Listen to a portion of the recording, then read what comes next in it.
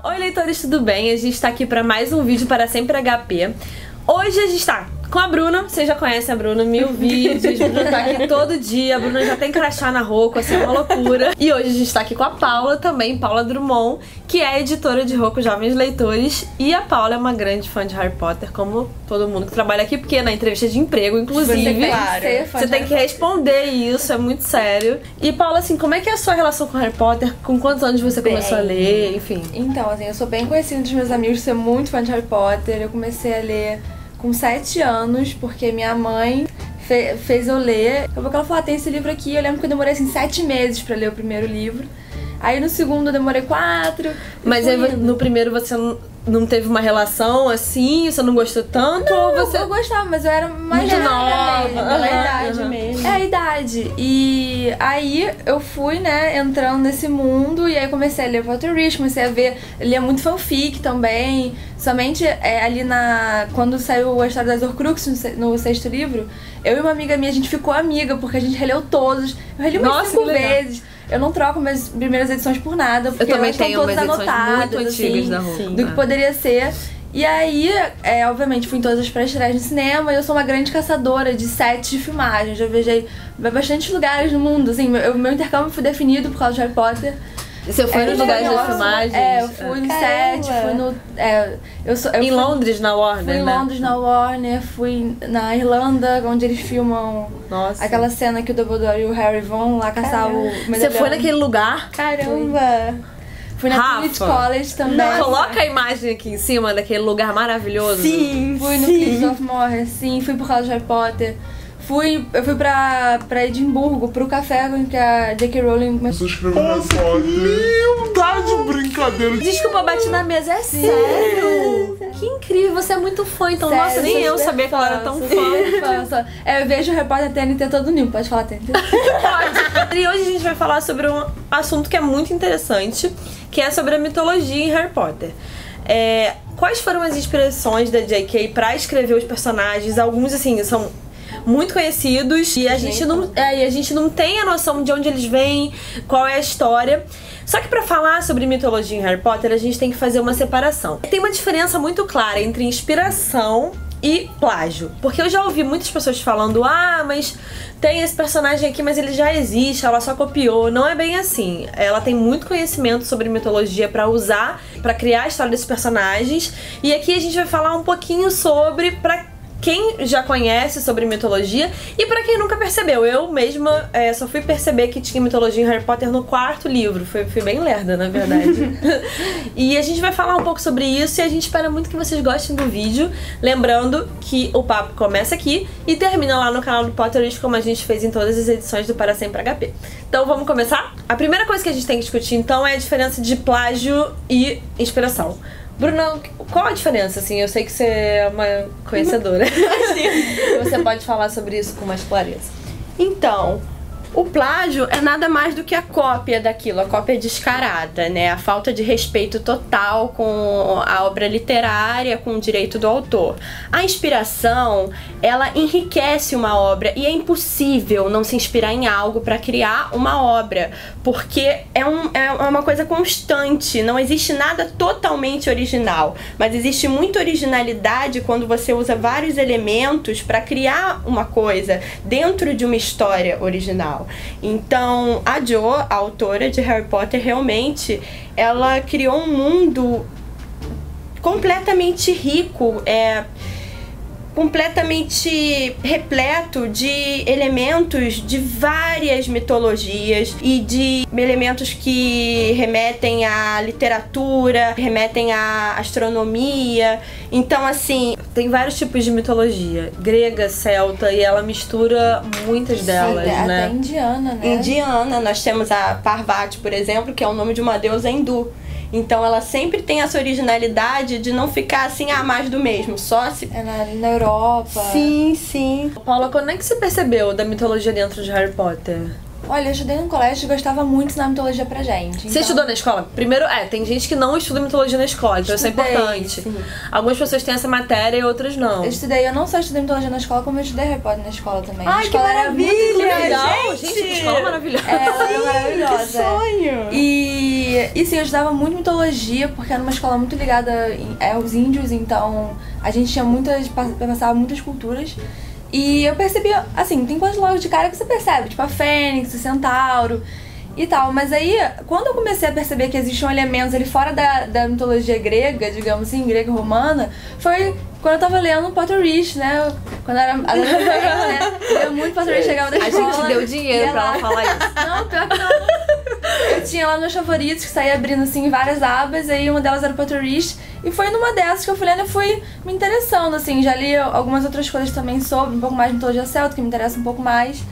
Mas acho que foi nesse momento. E o que te interessa mais na mitologia celta? Então, eu gosto muito porque eu tenho uma relação muito forte com a Inglaterra, foi onde eu fui no meu intercâmbio, por causa de Harry Potter e tudo mais. Então é uma mitologia que eu me interesso. Assim como eu me interesso muito pela história e tudo mais, da cultura inglesa, assim, eu me interesso muito pela mitologia celta, que é a base, né? E você, Bruna, quando é que você percebeu assim?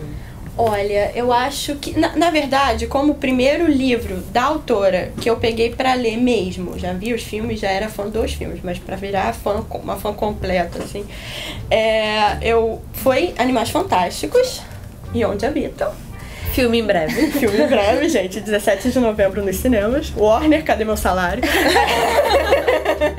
É um livro-texto, né? É um livro do próprio Harry que os alunos utilizam e é repleto, né, de mitologia porque é simplesmente um compilado, uma mini enciclopédia dos animais daquele mundo, das criaturas mágicas. Então não teve como, assim, porque aí depois quando eu comecei a ler os livros mesmo da série, os 7 livros, eu já tinha lido. Então é aquela coisa tipo, você roubou. Só reviu, né? Porque você já conhecia pelo Animais Fantásticos. Exatamente. É muito legal de pegar pra ler, porque você se sente lá, você se sente aprendendo, você se sente em Hogwarts. Esse quadribol através dos séculos, você realmente... E eu acho que também é uma ideia genial, porque você tá dando conhecimento através de outra história. Você faz as pessoas pesquisarem. Sim. Bateu a curiosidade em algum momento pra você de... Você estava falando, você estava lendo. Aí um dia você abriu o Potter e estava lá uma matéria sobre mitologia Claro, em Harry Potter. Isso puxa outras coisas, quando dá né? um clique assim, você fica curioso, assim, nossa, mas o que é? Daí? O que mais? Será que Na sai verdade, isso? essa é a função dos livros, né? De fazer pensar. A gente vai ter um tema mais pra frente que a gente tá desenvolvendo com Potterish, que é as emoções em Harry Potter. Então, assim,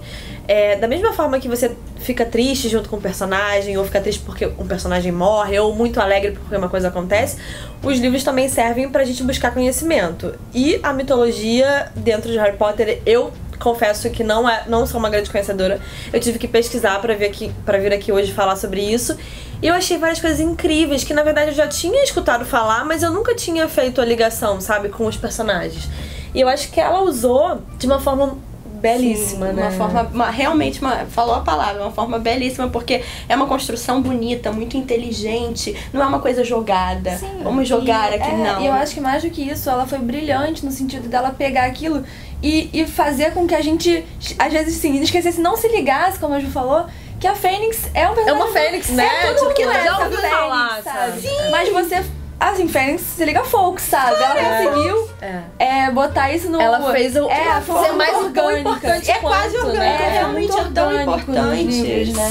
Sim, legal. é parte essencial, é intrínseco, realmente inerente à história. Você não consegue imaginar, né? Porque vai falar, quem é fã de Harry Potter, quando a gente fala Fênix, automaticamente vem a imagem, claro. né?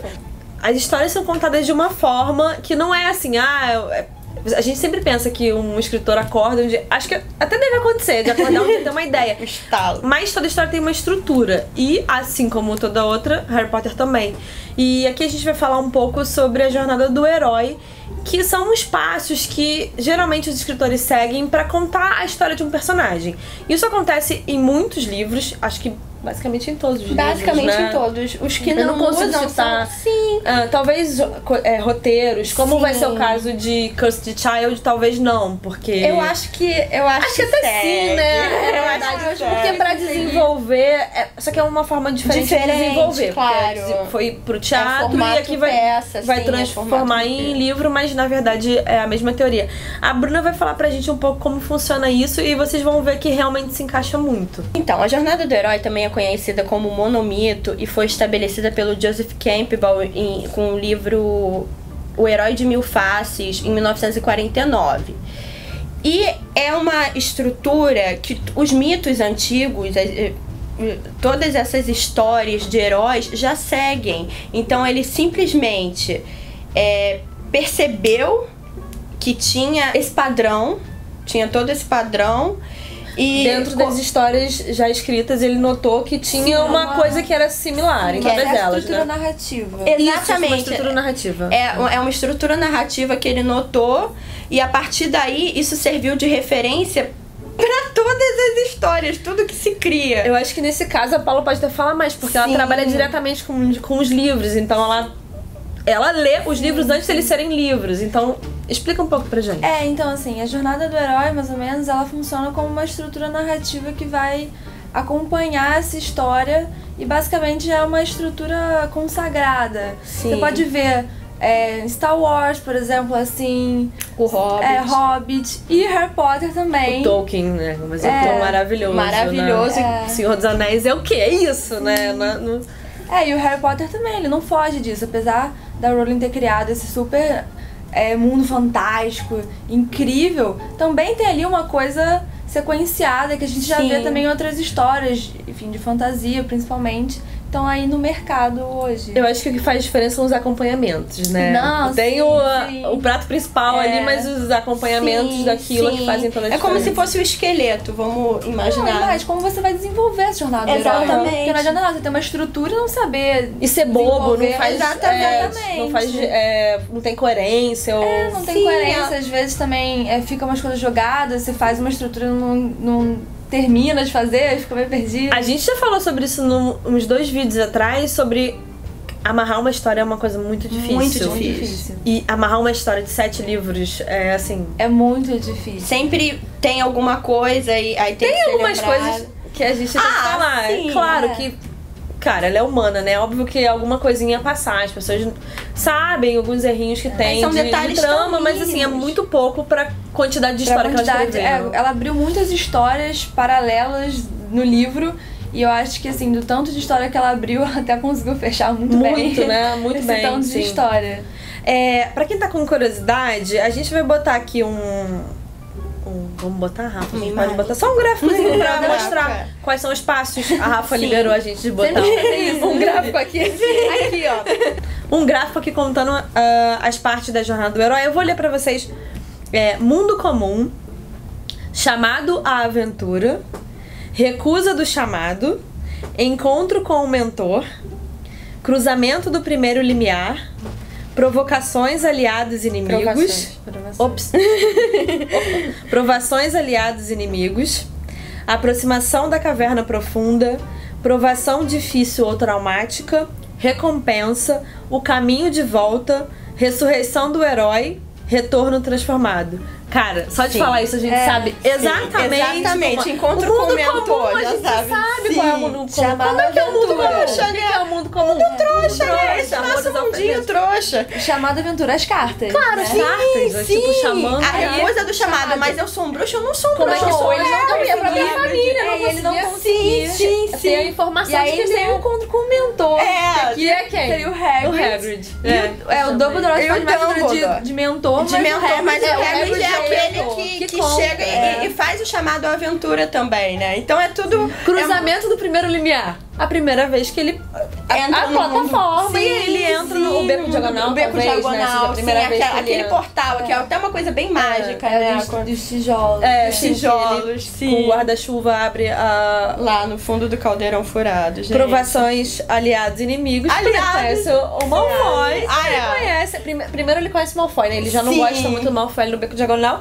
E depois... Hermione. Sim, e Rony. Ele sabe bem quem ele quer escolher como amigo, né? Então, agora, essa aproximação da caverna profunda, eu fiquei em dúvida. Então, é quando você vai... Eu acho que é quando ele descobre a própria história, não? Também.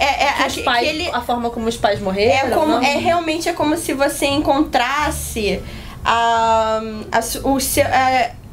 a sua história mais profunda, os seus medos, os seus... você é como, talvez... É conhecer o desconhecido, né? Eu acho que a gente pode partir desse princípio que, se você for pensar, o próximo é uma provação difícil ou traumática. Que aí vai entrar já no... Acho que já entra no Voldemort. Sim, então, já é. Eu acho que é essa Voldemort, parte que entra no ele tem que Voldemort. ter essa aproximação com Do passado dele, né? Não, a motivação que vai fazer ele entrar em contato com essa coisa Que é a morte profunda. dos pais, Não, claramente. que é a morte dos pais, mas quem é ele no mundo bruxo? Eu acho que isso é uma grande conflito. Porque ele não do tem uma Harry. Quem é identidade, ele? né? Eu acho que a pior coisa que uma pessoa pode, assim, não ter uma identidade, não saber quem é, não saber a própria história. Porque você imagina você passar um período da sua vida, seu xixi contando uma história mentirosa sobre a sua própria vida, e aí um dia alguém te fala, não, mas não é bem assim, Não, não e é mais isso. que não ter uma identidade. As pessoas têm uma identidade dele, ele não tem uma identidade Da própria. É ainda pior, Isso é né? muito complicado. Acho que essa... A gente até pode dizer, Caverna Profunda seria uma imersão em quem é ele, com os perigos que ele tem que enfrentar. Exatamente. Tudo pra ir pra aprovação. E porque pra difícil. ele mesmo ele não era nada. E aí ele chega em um lugar em que ele é famoso e todo mundo conhece Ele tá ali meio perdido, todo mundo conhece, todo mundo sabe a história dele e ele, mas eu sou o Harry. Tipo, como Eu sou só o Harry, mas não é só isso. Não é só isso. Então, Harry, você é o menino que sobreviveu. Provação difícil ou traumática, assim, basicamente, esse ciclo se repete em quase todos os livros, na verdade. Livros e da história de maneira geral também. Sim, porque na verdade é a jornada do herói no próprio livro e na série inteira, né? Sim, então realmente, a questão da jornada do herói é uma estrutura narrativa para explicar esses mitos antigos que eles não sabiam, né, como explicar as coisas, então eles tinham esses mitos, e aí, de repente, você vê, em dias atuais, isso ainda é utilizado, aquele padrão que eles nem sabiam que usavam, realmente um conhecimento muito profundo, é uma riqueza muito grande. E depois tem a recompensa, que a gente pode falar que é o quê?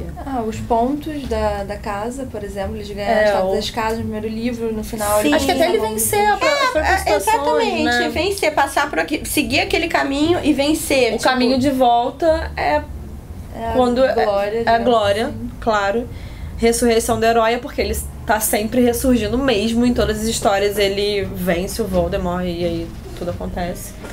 E quando ele retorna, ele não é mais só o Harry. Ele não é só mais o Harry. Aí retorno transformado. E aí ele aprendeu mais uma coisa sobre si mesmo e a história evoluiu de certa forma. Aí quando for pra segunda história, que também segue esse ciclo. Novamente, o mundo comum, uma chamada aventura. E aí...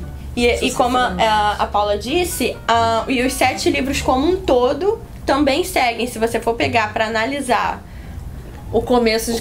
sim. Sim, aí você vai seguir e vai ter realmente aquela conclusão no 7º livro. Dos livros que vocês leram, assim, onde vocês viram que isso era mais claro? Acho que Star Wars. Star Wars. Muito forte. Também para os Jogos Vorazes, né? Sim, com certeza. Jogos que Vorazes é um ótimo exemplo. Segue muito o mito de Teseu. São livros bons exemplos de Jornada do Herói. Sim. E você? Um que me marcou muito foi Nárnia, que é contemporâneo, né, do Senhor dos Anéis. E inclusive os autores eram amigos. E é uma história realmente que tem crianças, e as crianças heroínas que seguem, né, aquele caminho. Nárnia, que também é cheio de mitologia. Cheio, repleto de mitologia. É uma coisa maravilhosa e que também, claro que aquela coisa bebeu da fonte, a pessoa bebe de uma fonte, mas não é uma fonte qualquer, são várias fontes. E a Jo, ela mantém muita fidelidade às suas fontes. E ela tem muita referência do Tolkien também. E de outros, enfim. Sim, com certeza. O propósito das histórias realmente é o mesmo, né? É a história que é ser descoberta. E aquilo traz uma transformação para o leitor. Mas cada história, ela enriquece o leitor de uma forma. Então é muito bom quando uma história carrega elementos de várias histórias, inclusive de histórias mitológicas, passadas, dos nossos... Porque, de repente, a gente se depara com coisas que a gente nunca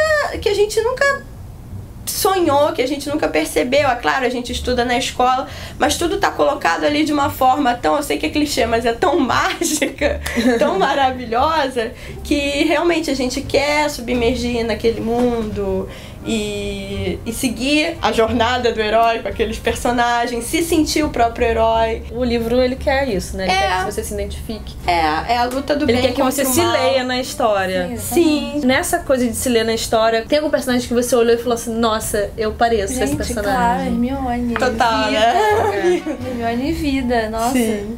acho que foi uma das primeiras personagens, assim, femininas, fortes de livros que eu li. Ela é muito forte. E obviamente né? com 7 anos eu não tinha essa ideia. Eu não tinha essa ideia, não, mulheres fortes e tal. Mas eu me identifiquei com a Hermione, aquela coisa, né, de representatividade. Eu falo, não, tem uma menina ali que é incrível. Sempre achei ela melhor que o Harry. Eu fico chateada até hoje. Desculpa dizer isso, Fico gente, chateada mas até eu hoje, acho porque também. não entrou a prova da poção no primeiro filme. Sim, a gente falou sobre isso uma vez aqui, realmente.